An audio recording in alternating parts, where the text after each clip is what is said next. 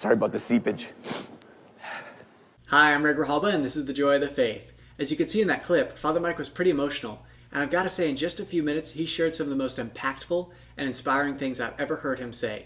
He's an incredible role model to me and so many others of humility as he addresses his own failings, which he'll do in this video. This was originally a 30-minute talk, but I pulled out just a few minutes so that you can easily share this with others so that they may be drawn in to hear what he has to say on indifference, and maybe even watch the full video. So if you like this, please subscribe. And one more thing, Father Mike is a man of virtue, and I'm able to say this because this year we sent him a Christmas card letting him know that my wife and I are expecting twins, and when we saw him at Seek, I was like, Father Mike, we're the one with twins. And he was like, no way, I got your Christmas card. Out of the hundreds of people that he communicates with, for him to remember us, that's charity, that's humility, that's what I want to be like. So without further ado, here's Father Mike. Indifference is this. Indifference is when you went to junior high or high school or college and you walked into the cafeteria with your tray and you didn't know anybody and you're just kind of walking along like kind of like this kind of look like, I don't care if I sit down at all, but I need a place to sit. Like someone please invite me to their table, but I don't care. And then someone says, hey, come sit here. And you sit down and you're like, oh, good, fine, good, I'm here. Hi, thank you for inviting me. And then you see someone else walking and you're like, oh, sucks to be that guy. Indifference isn't not caring. Indifference is not caring enough to act. And I want to tell you what indifference really looks like. On the way here, I got on a plane. And I'm sitting, a bunch of rows back, and this girl, and she got on the plane. She got out of the way for this other little kid. And as she got out of the way, her knee dislocated. And she fell into this chair. 3 seats ahead of me, she fell into the seat. And I looked up like, oh gosh, what happened? And I looked up and I was like, oh, that's a girl. I wonder if she's coming to Seek because we're on the plane to Indianapolis. And then I saw, some flight attendants come to her and I saw the woman right in front of her, like, okay, right here. And I'm like, okay, she looks like she's taken care of. And then at one point, she looked back. She was in pain, and I caught her eye over my little headrest in front of me. And you guys, I gotta tell you, I was moved. I was like, oh my gosh, But looks like looks like she's being taken care of. And then again, she looked back. Okay, I'm looked back down. Okay, she's good. I have not stopped thinking about her this whole week. Every person on the crutches, I'm like, is that her? The whole rest of the flight, I was like, man, I hope she got escorted off the plane. I was like, I hope she's okay, The whole time, I watched Bird Box as well. But other than that, I have a friend named Ryan. Ryan graduated from UMD. He was a missionary for a while. And Jesus is the center of Ryan's life. Ryan cares about the Lord. It's the center of his life, his wife's life. And Ryan has a great friend that he grew up with who was also raised Catholic, but doesn't really do much when it comes to the faith. And they play soccer together a couple times a week. And a couple weeks ago, Ryan realized that he doesn't ever talk to this friend about Jesus. It never brings up God around this friend. And it wasn't like he doesn't care about Jesus. It wasn't like he doesn't care about his friend.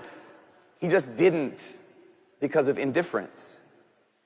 It wasn't that he didn't care. It's that he didn't care enough to say something until a couple weeks ago, he brought it up and he said, hey, to his friend, he said, hey, have you ever noticed that I don't ever talk to you about God? And his friend looked at him and said, yeah, I have noticed that. Now, Ryan didn't talk with his friend about God because he didn't want to be rude, didn't want to impose anything. But his friend was like, the sense I get is that when you don't talk to me about the most important thing in your life is that I'm not very important in your life. That's indifference. It's not being moved. What it is not moving. So last night, if I look tired, it's because I couldn't sleep last night. Because that girl on the plane, her name is Lucy.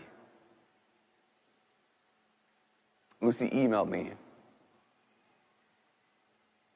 She said, Father Mike, I was on my way to Seek on your flight, so excited. I saw you were on my plane. I listened to the podcast, listened to the videos and stuff, and I was so excited. And then I dislocated my kneecap and all this stuff happened, and some people who were so generous, they came to help me out. And I looked back. And you looked up, but you didn't come up.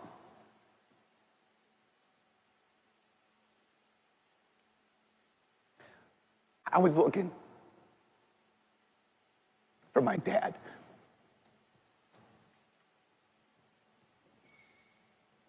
Sorry about the seepage.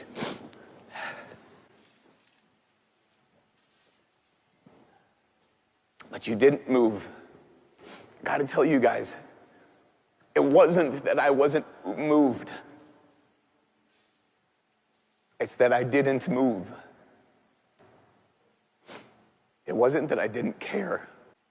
It's I didn't care enough to act. That's gonna happen to every one of us. Even after you've been following Jesus for a long time. Even when people think you're better than you actually are. So what do? Well, you say you're sorry. You ask Jesus for help. You get up and you try again. You're gonna fail. You're going back to a harsh environment. Your heart and my heart is broken. You're going to fail. What do you do when you fail? You say you're sorry. You ask Jesus for help. You get up and you try again. Because you're all Lucy. Everyone here is Lucy. She didn't make it. Here, she's alive. She's alive. We lost her. Doctors did their best. How awesome is he, right? I mean, what else is there to say? Just keep trying, and God love you.